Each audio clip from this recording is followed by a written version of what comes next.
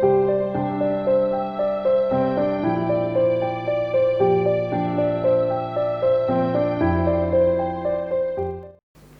spoke last time of the very unlikely circumstances of the oblates diving into education in Australia.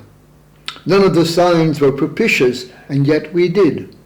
The most outstanding characteristic of our schools and the men who founded them was not their expertise, nor their educational know-how, nor certainly not their financial ability, but rather a huge act of faith on their part.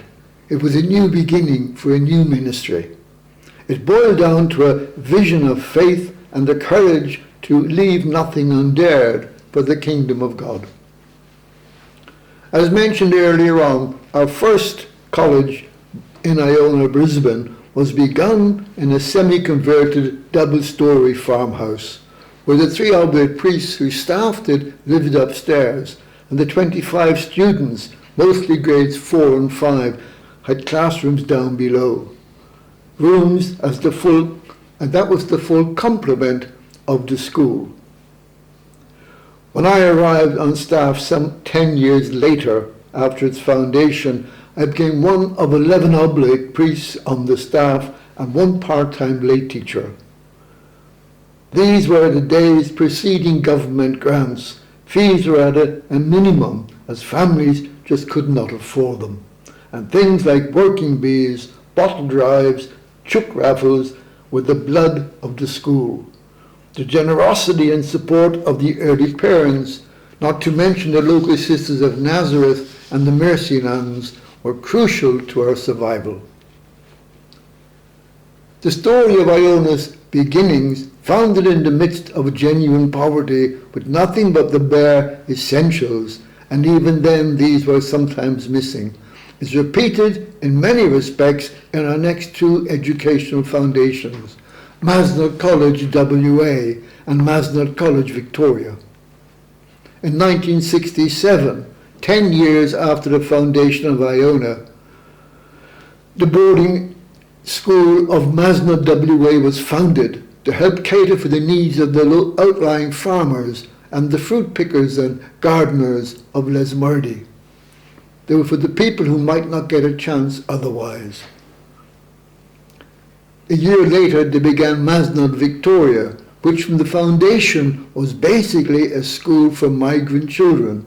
In the beginning, mostly Italians and other Europeans, but after some years, we were the recipient of a huge influx of the Vietnamese refugees who came, first of all, to Springvale, a mile from our college, and we received all these young people in the early days, mostly in the early 80s. Our final foundation was Melbourne, really.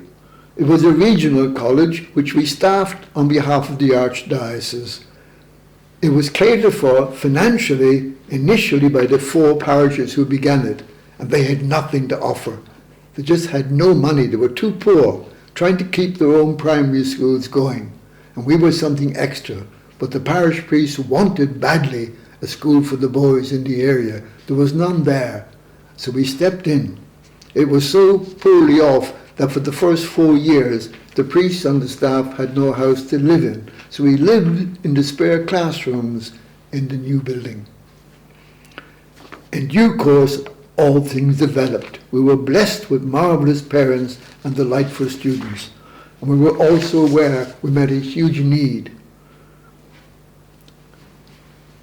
The government did come good in the early 70s with financial aid.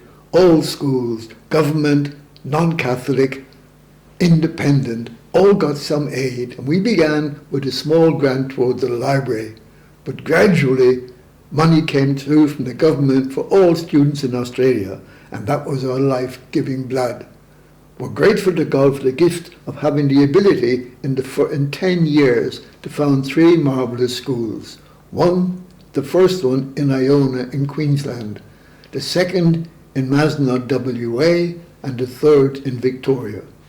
They have been a great joy to us as ministers and a great gift to those whom we received in them.